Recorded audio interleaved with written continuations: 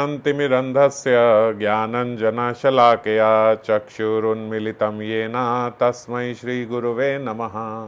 श्रीगौरङ्गनित्यानन्द श्री अद्वैतचन्द्र गदाधर श्रीवासादि गौरभक्तवृन्द वाञ्छाकल्पतरुभ्यश्च कृपासिन्धुभ्य एव च पतितानां पावनेभ्यो वैष्णवेभ्यो नमो नमः। हरे कृष्णा कृष्ण कृष्णा हरे हरे, हरे राम राम राम हरे हरे।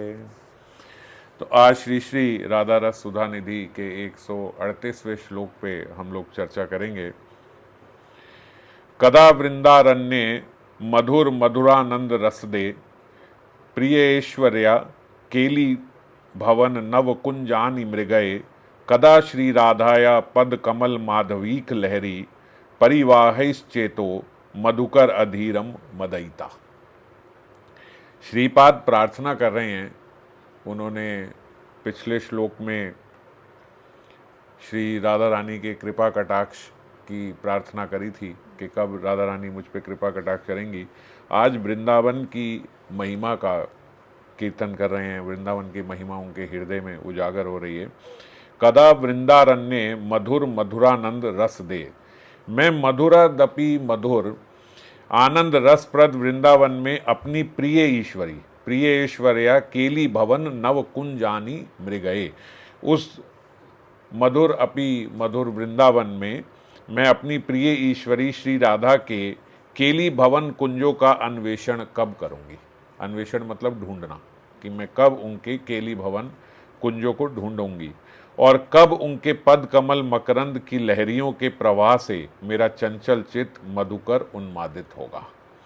कदा श्री राधाया पद कमल माधवीक लहरी, परिवहिश्चेतो मधुकर अधीरम मदयिता। अपने चित्त को भंवरा बता रहे हैं और किशोरी जी के चरणों से निकलने वाले मकरंद रस पे मेरे मन रूपी भंवरा कब अधीर हो जाएगा, मतलब मैं कब ललायित हो जाऊंगी आपके श्री चरणों के दर्शन को।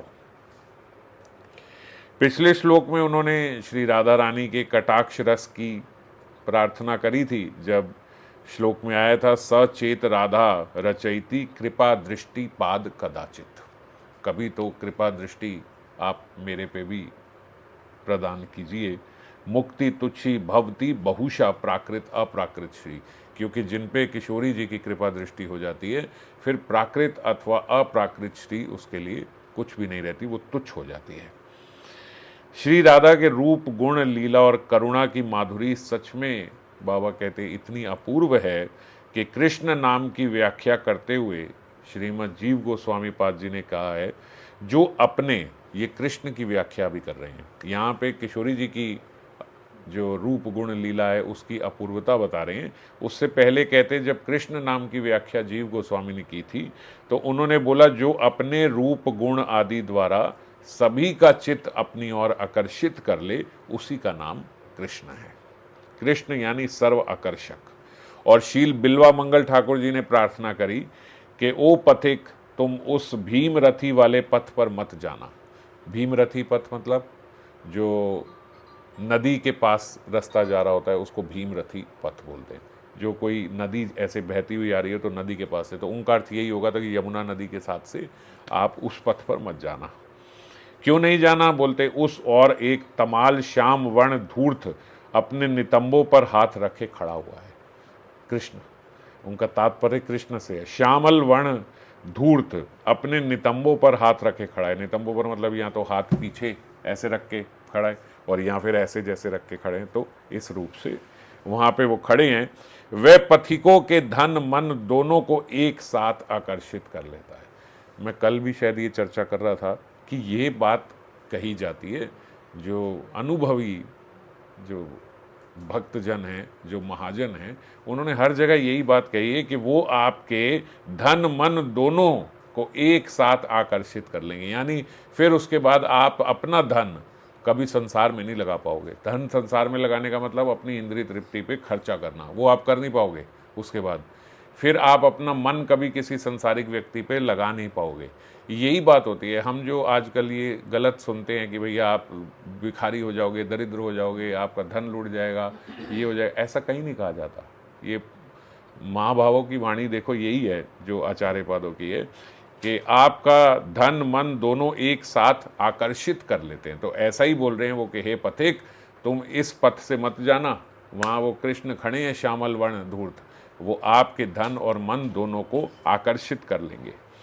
ऐसे सर्वोत आकर्षक श्री कृष्ण को भी जो अपने रूप गुण आदि से आकर्षित करती है, उसका नाम है श्री राधा। तो पहले सर्वोत आकर्ष का वर्णन किया कृष्ण का, और फिर बोले ऐसे कृष्ण को भी जो आकर्षित कर ले, उनका नाम है श्री राधा, जिनके थोड़े से दर्शन से ही आनंद घन विग्रह श्याम पागल हो जाते हैं। श्याम को देख के दुनिया पागल हो रही है, और श्याम जिनको देख के पागल हो जाते हैं, ऐसी श्री राधा। पूर्व राग की अवस्था में श्री राधा की एक प्रेम दूती की उक्ति है, सुन लो राजहार जी तोरे कहीते असी आछी। राजहार जी मतलब राजा की बेटी, राजकुमारी। तो किशोरी जी को इस प्रकार से पुकार रहे हैं कि सुन लो राजकुमारी, तोरे कहीते असी आछी, मैं तुम्हें कुछ बताने के लिए आई हूँ। तोरे कहीते असी आछी, आई हूँ आपको बताने के लिए। कानू हेन धन पराणे बाधिली, आपने जो है, कानू यानी कन्हैया, आपने जो है कानू का हृदय जो है वो बींध दिया है। सुन लो किशोरी जी, कानू हेन धन पराणे बाधिल, आपने उसके प्राण को बाधिल कर दिया है, उसके हृदय को बींध दिया है। एक काज करीली की, ये कार्य तुमने क्यों किया? एक काज करीली की, ये किस टाइप का बिहेवियर है, क्यों आपने ऐसा काम कर दिया? वेली अवसान काले कवे गिया छिली जले, आप ये दिन के अंत में वहाँ पे वेली अवसान काले, शाम के समय, कवे गियाछी गिले, आप जो है वहाँ पे पानी लेने के लिए क्यों गई? तहारे देखिया इशत हासिया धरीली सखीर गले, और फिर तुमने उनको देखा, थोड़ी सी स्माइल पास करी, और फिर उसके बाद अपनी सखी को कस के गले से लगा लिया। आपका ये एक्ट देख के उनका हृदय जो है वो बींद गया। धरीली सखीर गले, अपनी सखी को कस के गले लगा लिया उनको देख के। देखैया वयान चांदे तारे फेलीली विषम फांदे, तुहू तुरीते ओ साली, और ये देखिया वयान चांदे मतलब आपका चंद्रमुख जो है, जब उन्होंने देखा तो तारे फेलीली विषम फांदे, आपने उसे विषम फंदे में बांध लिया, आपने उसे एक फंदा डाल के कृष्ण को बांध लिया। तुहु तुरिते ओ साली, यू आपने ऐसा करके तुरंत ही उनको, मतलब ये तुरंत ही ऐसा कहने दें, ऐसा करते ही आपने एकदम से ही उन्हें अपने एक फंदे में फंसा लिया। लखीते नारेल, ये बात मैं बोल नहीं सकती, ये मैं समझ नहीं सकती कि ये हो क्या रहा है, ये कैसे आपने ये कर दिया। ओई ओई करी कांदे हृदय दरिश थोड़ी कैल तार मन चोरी, ओ करते हुए वो उनकी आंखों से अश्रु बह रहे हैं। ओई ओई करी कांदे, ओई ओई करते अब वो रो रहे हैं। हृदय दरिश थोड़ी कैल तार मन चोरी, आपने हृदय दरिशी थोड़ी, और आपने क्या कर दिया, आपने थोड़े से अपने वक्ष भी उनको दिखा दिए। हृदय दश थोड़ी, आप अपने थोड़े से वक्ष दिखा दिए। अब क्या हो गया, अब तो आपने उनका हृदय जो है वो पूर्ण रूप से चुरा के अपने पास, पहले तो हृदय बींदा था, अब तो पूरा का पूरा हृदय ही उनका चुरा के अपने पास रख लिया। कवि रंजन कई छे सुंदरी कानू जियावी मोरी, अब जो कवि रंजन है वो कह रहे हैं कि ये सुंदरी, अब तो कृष्ण के प्राण तुम्हारे हाथ में है, अब वो तुम्हारे हाथों में ही हैं, अब तुम ही उनके प्राण रख सकती हो। तो बाबा बोलते ये इस पद में श्री राधा रानी के सौंदर्य से कृष्ण की क्या उन्मादकता होती है उसका परिचय प्राप्त होता है। इस रस का आस्वादन प्राप्त करने के लिए साधक को प्राकृत संस्कार ये छोड़कर हृदय में से प्राकृत संसार के जो वासनाएं हैं उसको निकालकर अपने चित्त को इस रस साधना के उपयुक्त बनाना होगा।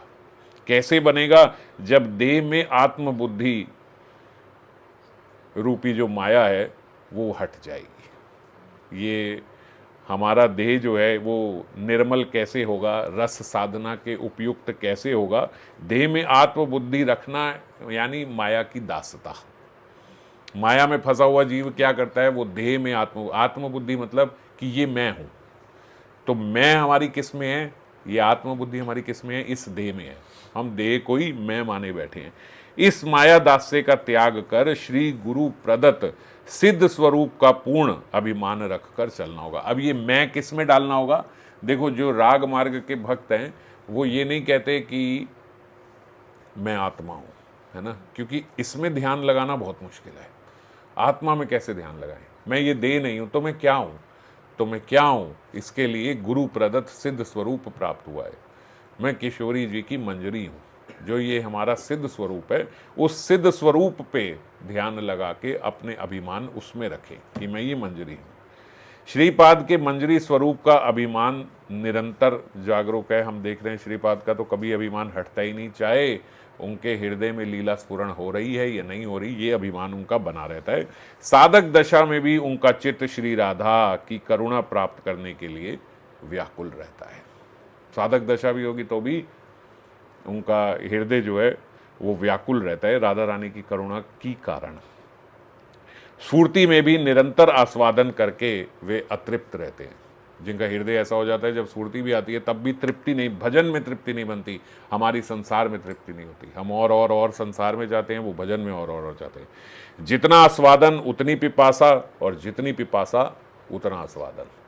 जितना आस्वादन होगा प्यास उतनी बढ़ती जाएगी, और जितनी प्यास होगी आस्वादन भी उतना ही अधिक होगा। वृंदावन में वास कर श्री राधा माधव की लीला माधुरी का अपनी स्फूर्ति में आस्वादन करने में भी वे अतृप्त है। एक तो उनका वृंदावन में भी वास है, उसके बाद वृंदावन में वास करते हुए राधा माधव की लीला माधुरी की भी स्फूर्ति उनको प्राप्त है, लेकिन तब भी वह अतृप्त है। दोनों ही बातें हैं, वृंदावन में भी हैं और स्फूर्ति भी हो रही है, लेकिन तब भी अतृप्त है। हाहाकार करते हुए कहते हैं, हाय मेरा ऐसा सौभाग्य कब होगा कि मैं मधुर से भी मधुर आनंद रस दायक इस वृंदावन में अपनी प्रिय ईश्वरी श्री राधा के क्रीड़ा स्थल नव कुंजों को खोजती फिरूंगी, उनको खोजती घूमूंगी। यहाँ पे जो श्लोक में वो प्रार्थना कर रहे हैं, वृंदावन मधुर अपि मधुर है। श्रीपाद इस चिन्मय रस धाम वृंदावन के एकांतिक कृपा पात्र हैं। ब्रज के भी कृपा पात्र हैं, किशोरी की जी के भी कृपा पात्र हैं। उनका हृदय सिंधु से श्री वृंदावन महिमा अमृत नामक ग्रंथ का भी आविर्भाव हुआ है। श्रीपाद ने ही श्री वृंदावन महिमा अमृत रूपी शास्त्र भी लिखा है। उस ग्रंथ का आस्वादन कर वृंदावन के विषय में ज्ञान प्राप्त कर साधक आज भी धन्य होता है। वृंदावन महिमा अमृत पढ़ के आज भी सब धन्य हो रहे हैं। उसमें ऐसी ऐसी वृंदावन की महिमा लिखी है। थोड़ा सा ही, मैंने पूर्ण रूप से तो वो शास्त्र नहीं पढ़ा, पर थोड़ा पढ़ा है, लेकिन थोड़ा पढ़ने पे ही ऐसा होता है कि वृंदावन के प्रति बहुत ही आदर भाव और चिन्मयता जो वृंदावन की है, ऐसा भाव जागृत हो जाता है। जब तक हमने वो नहीं पढ़ा है, हम वृंदावन के चिन्मय भाव को जान नहीं पाएंगे। और आगे बाबा ने बताया कि ये नहीं जान पाते, इसीलिए हम लोग अपराध करते हैं। खास करके ब्रज और ब्रजवासी, ब्रजवासियों के लिए भी उसमें बहुत अच्छे से बताया गया है कि वो भगवान के सब परिकर ही हैं जो ब्रज में ब्रजवासी हैं।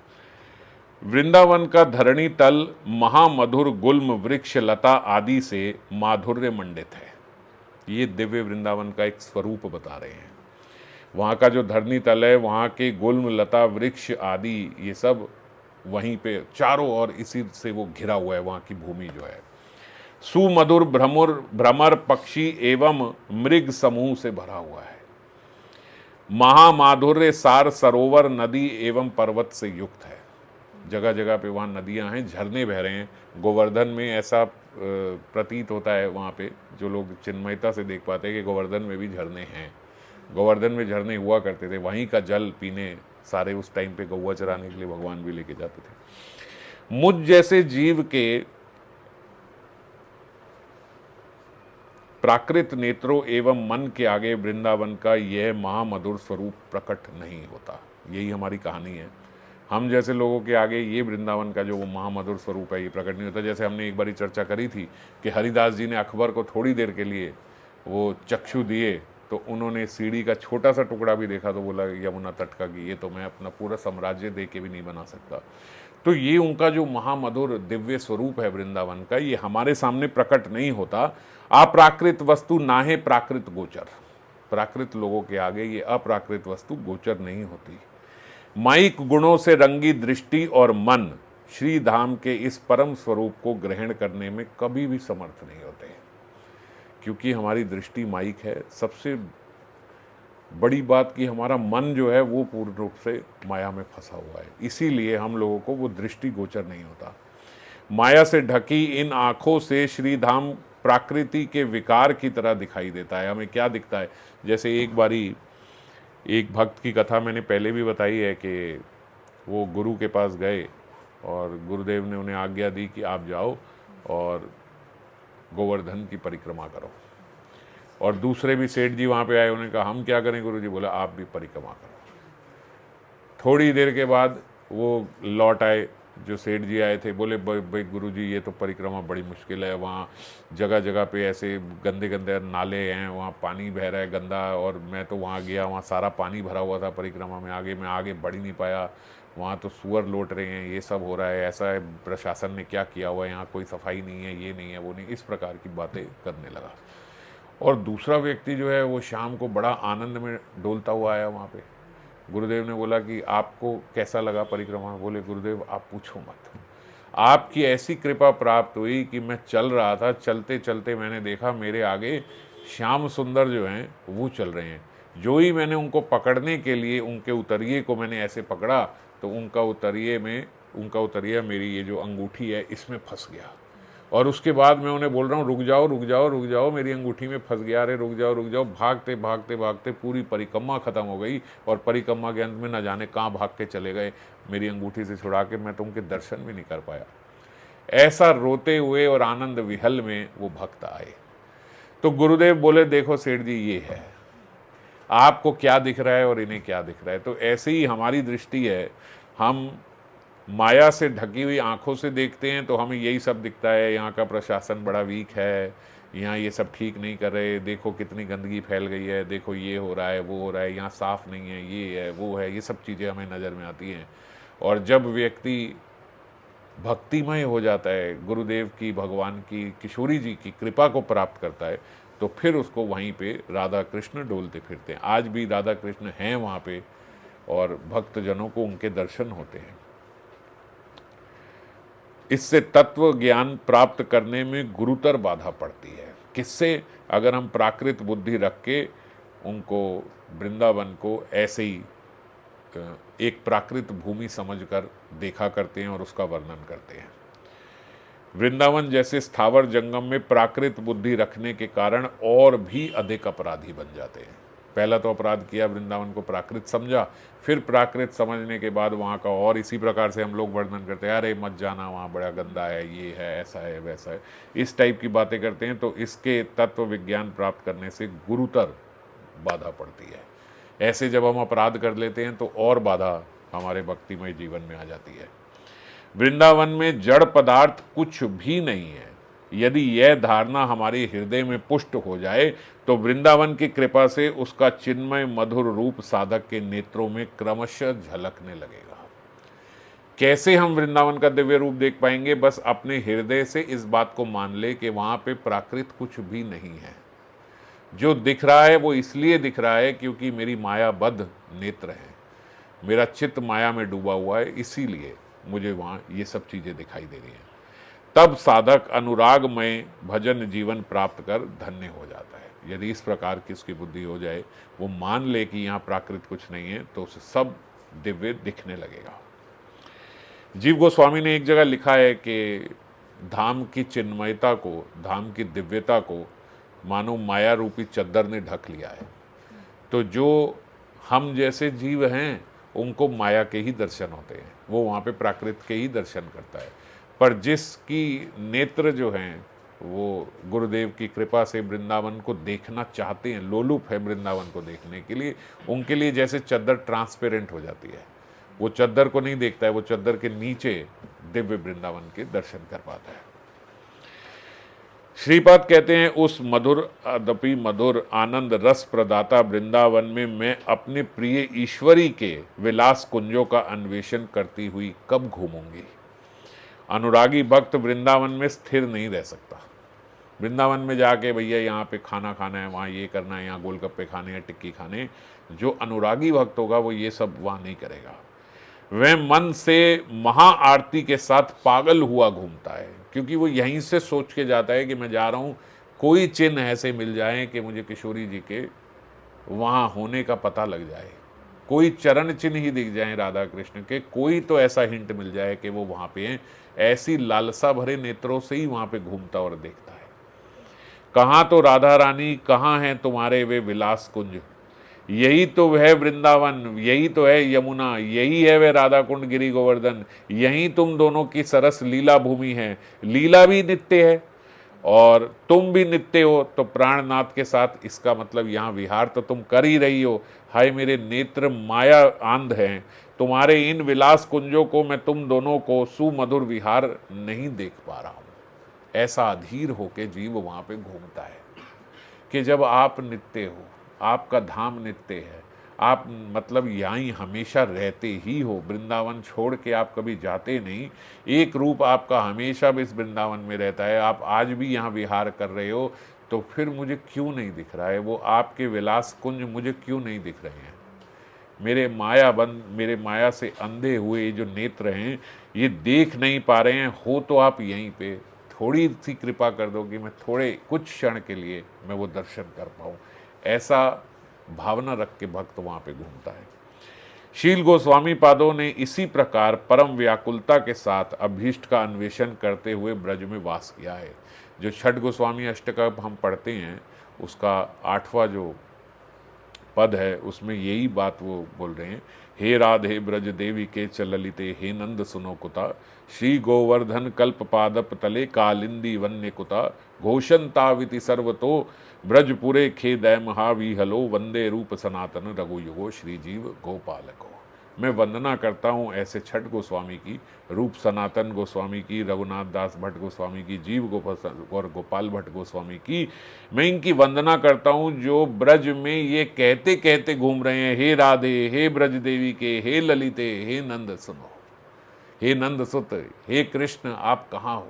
वो ऐसे ही पुकारते हुए घूम रहे हैं, हे किशोरी जी आप कहाँ हो, ललिते आप कहाँ हो। श्री गोवर्धन कल्प पादप तले कालिंदी वन्य कुता, आप क्या ये गोवर्धन के नीचे हो, आप क्या किसी तटवन पे, आप क्या किसी वृक्ष के नीचे हो, किसी वट वृक्ष के नीचे हो, कालिंदी वन्य आप क्या यमुना तट पे कहीं विहार कर रहे हो। घोषंताविति सर्वतो ब्रजपुरे खेदय महाविहलो, ऐसे ही विहल होकर पुकारते हुए सारे ब्रज में घूमते हैं। मैं उन गोस्वामियों की वंदना करता हूँ। छठ गोस्वामी अष्टक में यही प्रार्थना है। तो इसमें बताया गया इसी प्रकार से वो लोग ब्रज में घूमा करते थे।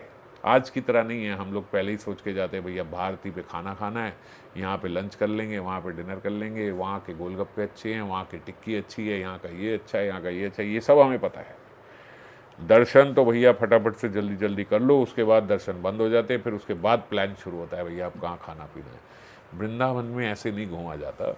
इसीलिए मैं कई बार पहले भी ये बात बोलता हूँ कि अगर आप लोगों का कहीं घूमने का मन है तो वृंदावन छोड़ो कहीं और घूमने चले जाओ, पर ब्रज में जब जाओ तो ब्रज भाव लेके जाओ, ब्रजवासियों के प्रति भाव लेके जाओ। आज हम लोग देखते हैं लोग ब्रजवासियों से झगड़ा करते हैं, ब्रजवासियों से बहस करते हैं, सब करते हैं। इस प्रकार का आचरण जो है वो हमें भक्ति से और गिरा देता है। आप गए थे कुछ पाने के लिए, लेकिन बहुत बहुत कुछ खो के आ गए, थोड़ा खो के नहीं आए, बहुत खो के आ गए। तो कई ब्रजवासियों से झगड़ा नहीं करना चाहिए। आपको ऐसा लग रहा है मुझसे 5-10 रुपये ज़्यादा ले रहा है, तब भी दे देना चाहिए। 10-20 रुपये कुछ नहीं है जो आप वहाँ से कमा के आ रहे हो उसके बदले। तो ब्रजवासियों के प्रति आदर सत्कार रखते हुए, ये वृंदावन महिमा अमृत की अभी चर्चा कर रहे थे। वृंदावन महिमा अमृत में लिखा है यदि ब्रजवासी आपकी पत्नी को उठा के ले जाए, आपके बच्चों को उठा के ले जाए, तब भी वो आपके लिए वंदनीय है। तो इतनी बड़ी बात लिखी है, और हम तो कोई 5-10 रुपए के लिए गाली गलौज करना आजकल शुरू कर देते हैं ब्रजवासियों। तो ये बिल्कुल आचरण ठीक नहीं है। गौड़ीय वैष्णवों के ब्रजवास का यही आदर्श है जो हम छठ गोस्वामी अष्टक में ये पढ़ते हैं। अनुरागी भक्त इसी प्रकार की उत्कंठा को लेकर ब्रजवास करते हैं और फल स्वरूप अगर ऐसे जब वास करेंगे तो क्या होगा, शीघ्र ही ब्रज माधुरी का आस्वादन प्राप्त हो जाएगा। शील ठाकुर महाशय ने भी प्रार्थना में ऐसे ही कहा है, ये मैं पूरा नहीं पढ़ रहा हूँ, सरल है, आप लोग पढ़ सकते हो। सुखमय वृंदावन कबे हवे दर्शन, से धूली माखिव कबे गाए। सुखमय वृंदावन कब दर्शन होंगे, कब मैं वहाँ की धूली अपने माथे से लगाऊंगा। प्रेमे गद गद हैया, राधा नाम लैया, इस प्रकार से सारी उन्होंने प्रार्थना करी। कबे गोवर्धन गिरी देखी नयन भरी, कबे कबे राधा कुंडवास। कब ऐसा होगा कि मैं गोवर्धन के नयन भर के दर्शन कर पाऊंगा और कब मेरा राधा कुंड में वास होगा। भ्रमिते भ्रमिते कबे ए दे पथन हबे, कहे दीन नरोत्तम दास। वहीं घूमते घूमते मेरा देह एक दिन वहीं खत्म हो जाएगा। कब ऐसा होगा कि मैं वहीं पूर्ण हो जाऊं, कहे नरोत्तम दास। नरोत्तम दास जी ऐसी प्रार्थना कर रहे हैं। श्रीपद कहते हैं, श्री राधाया पद कमल माधवीक लहरी, परिवाहिश्चेतो मधुकर अधीर मदयिता। अर्थात श्री राधा के पद कमलों में से जो अजस्र धार प्रेम मकरंद बह रहा है, उसके प्रवाह से मेरा चंचल चित्त मधुकर कब उन्मादित होगा। ये जो श्लोक में वो प्रार्थना कर रहे हैं, जब तक चंचल मन अभिष्ट के पद कमलों के मकरंद रस प्राप्त नहीं करता है, ये जो हमारा मन रूपी भंवरा है, जब तक ये किशोरी जी के चरणों के मकरंद को प्राप्त नहीं कर लेता, तभी तक उसका जो विकार है, उसका जो आकर्षण है, वो इस संसार के प्रति बना हुआ है। तभी तक वो कामिनी कंचन लाभ पूजा प्रतिष्ठा आदि की कामना से अधीर हुआ घूमता है, क्योंकि वो स्वाद उसे भी मिला ही नहीं है। कृष्ण पाद पद्मों की बिंदु मात्र गंध भी उसको नहीं मिली है। अगर वो भी मिल जाए तो पार्थिव नश्वर पदार्थों की बात तो दूर, ब्रह्मलोक का सुख भी उसे तुच्छ लगेगा। श्री कृष्ण पाद पद्म गंध जेई जन पाए, ब्रह्मलोक आदि सुख तारे नाही भाए। ये हमने शायद कल भी चर्चा करी थी, ये उसमें आया था। श्री राधा रानी तो साक्षात फिर प्रेम की मूर्ति हैं। उनके पाद पद्मों का मकरंद, जहाँ भी ऐसी बात होती है पहले कृष्ण की महिमा का गान करते हैं और फिर बोलते हैं कि कृष्ण, अभी तो कृष्ण की महिमा का इतना गान किया, और फिर जब किशोरी जी तो साक्षात प्रेम की ही मूर्ति हैं। उनके पाद पद्मों से प्रेम मकरंद कि एक बूंद का आस्वादन प्राप्त कर भक्त उससे प्रगाढ़ भाव से निमग्न हो जाता है। अगर एक बूंद भी, वो जो अजस्र, कल तो हमने चर्चा करी थी कि उनके चरणों से एक नहीं कोटि कोटि महासिंधु निकल रहे हैं, सांद्र प्रेम निकल रहा है, महाभाव शरित हो रहा है उनके चरणों से। श्रीपाद साधक आवेश में प्रार्थना करते हैं, हे राधे, मेरे अधीर मन मधुकर को अपने श्री चरण निस्यंदित मकरंद रस का आस्वादन प्रदान कर उन्मत्त कर अपने चरण में लगाए रखो। हे किशोरी जी, आपके चरणों से जो ये मकरंद निकल रहा है, मेरे इस मन रूपी मधुकर को आप ऐसी कृपा करो कि वो सदा के लिए उसी में आस्वादन ले। तो आज 138वें श्लोक में इतना ही। अब आज ये कार्तिक का आखिरी दिन है, नियम सेवा हमारी आज समाप्त हो जाएगी, लेकिन फिर भी हम लोग प्रयास 140 का तो तुरंत ही करेंगे, अभी साथ के साथ 140 हो जाए, लेकिन 150 नंबर तक पूरा करने का भी पूरा प्रयत्न रहेगा कि थोड़े थोड़े गैप में, चाहे एक आध दिन का 2 दिन का गैप आ जाए, लेकिन जल्दी से अगले 10-15 दिन में हम लोग इसके 150 जो श्लोक हैं, 150 श्लोक तक वो पूर्ण करें। श्री राधे।